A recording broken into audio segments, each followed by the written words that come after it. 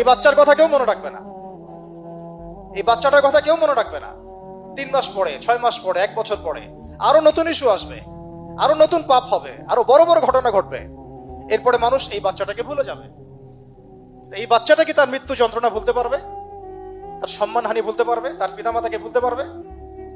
এখন প্রশ্ন হচ্ছে, তার পিতাকেও যদি আমরা জিজ্ঞাসা করি, ইসলামে রেপের শাস্তি হচ্ছে মৃত্যুদণ্ড, আর ব্যভিচারের শাস্তি হচ্ছে অর্ধেক কোমর পর্যন্ত পুঁতে পাথর নিক্ষেপ করে হত্যা করা, এবং বিবাহিত ব্যক্তি হলে এই শাস্তি, অবিবাহিত হলে 100 বেত্রাঘাত, 1 বছরের নির্বাসন এবং সমাজ থেকে বয়কট করা, আর ধর্ষণ হলে সরাসরি মৃত্যুদণ্ড।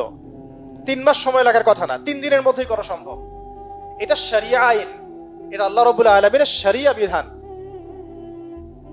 এখন তারাও কি এটাতে রাজি হবেন? যারা শোক প্রকাশ করছেন তারা কি এই বিধানটা কার্যকর করতে রাজি হবেন? যে ধর্ষককে সবার সামনে প্রকাশ্যে মৃত্যুদণ্ড দেয়া হোক, শরিয়া আইন কার্যকর করা হোক? রাজি হবেন না। কারণ আপনারা বলবেন এটা করতে গেলে বাংলাদেশ নাকি মৌলবাদী রাষ্ট্র হয়ে যাবে। তো সমস্যার গোড়ায় আপনারা যেতে চান না, ডালপালা নিয়ে নাড়াচাড়া করেন। জেনা ফ্রি মিক্সিংটাকে উন্মুক্ত করে দেয়া হলো, ছেলে মেয়ের অবাধ বিচরণটাকে উন্মুক্ত করে দেয়া হচ্ছে।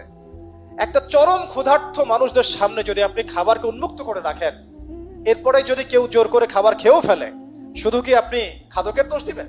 পুরো সিস্টেমটাই দায়ী, পুরো সিস্টেমটাই দায়ী। এখানে আপনি নারী পুরুষকে অবাধ মেলামেশা দিয়েছেন, ফ্রি মিক্সিং এ দিয়েছেন, একদম ছোটবেলা থেকেই, স্কুল লাইফ থেকে, কলেজ লাইফ থেকে, ইউনিভার্সিটি লাইফ থেকে, জব সেকশনে, এমনকি রাজনীতি করতে গেলেও কর্পোরেট সেকশনে, ব্যবসায়িক সেকশনে, অফিস আদালতে, সব জায়গায় ফ্রি মিক্সিংকে অবাধভাবে আপনি উন্মুক্ত করে দিয়েছেন, আমরা উন্মুক্ত করে দিয়েছি।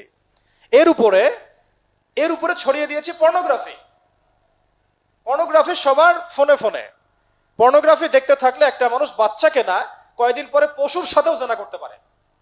যদি সামনে দেখেন যে মানুষ পশুর সাথে জেনা করেছে, আপনারা অবাক হতে পারেন, আমি অবাক হব না।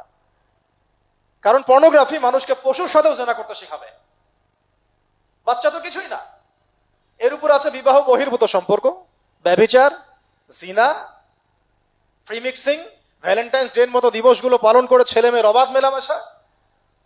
আর এই জেনাগুলোকে আমরা বলছি গাছে আসার গল্প, যেখানে ওর উপরে 100 বেত্রাঘাতের শাস্তি অলরেডি মজুদ হয়ে গেছে। আর কতগুলো যে জেনা হয়েছে এটা তো আল্লাহ পাক ভালো জানেন। একটা দুইটা তো করে নাই, একটার পর একটা চেঞ্জ করেছে। বিবাহিত ব্যক্তি পর্যন্ত অন্যের স্ত্রীর সাথে জেনা করেছে। আর এটা তো ধর্ম তো অনেক বড় বিষয়, ধর্ম তো অনেক বড় বিষয়। এটা তো একটা মানবতা বিরোধী অপরাধ, এটা তো একটা মানবতা বিরোধী অপরাধ। এখন সমস্যা কি এক কেন্দ্রিক? এটা বহুমুখী সমস্যা। ফ্রি মিক্সিং রেখেছেন, পর্ন চালু করে দিয়েছেন, এবং সবচেয়ে বড় কথা, এর শরঈ বিচারটুকু নিশ্চিত হচ্ছে না। তাহলে সমাজের মধ্যে এগুলো কমবে না বাড়বে? সিম্পল, সমাজের মধ্যে এগুলো বাড়বে। 6টা কাজ করেন, ইনশাআল্লাহ তাআলা কমে যাবে। প্রথমত, শরঈ পর্দা নিশ্চিত করেন। দ্বিতীয়ত, ফ্রি মিক্সিং বন্ধ করে দেন। তৃতীয়ত, আপনারা জেনার শাস্তি চালু করেন। চতুর্থত, সমকামিতা বন্ধ করেন, সমকামিতা বন্ধ করেন, এলজিবিটি বন্ধ করেন। পঞ্চমত, ব্যভিচারের যে রজম শাস্তি চালু করেন, শরঈ বিধান চালু করেন, পর্ন সাইটগুলোকে বন্ধ করে দেন, এবং সমাজে তাকওয়া, নৈতিকতা শিক্ষাটাকে বাড়িয়ে দেন। দেখেন সমাজে জেনা কমে না বাড়ে। কিন্তু কেউ এই সমস্যার গোড়ায় যাবে না। একটা ইস্যু আসবে, একটা ইস্যু যাবে। আজকে আপনার বোন তো কালকে আমার বোন, কালকে অমুকের বোন, কালকে তার মেয়ে, নিজের ঘর পর্যন্ত চলে আসছে। আর কয়টা রিপোর্টই বা আমাদের সমাজের সামনে আসে? যে কয়েকটা রিপোর্ট সামনে এসেছে, এগুলো 50%ও না।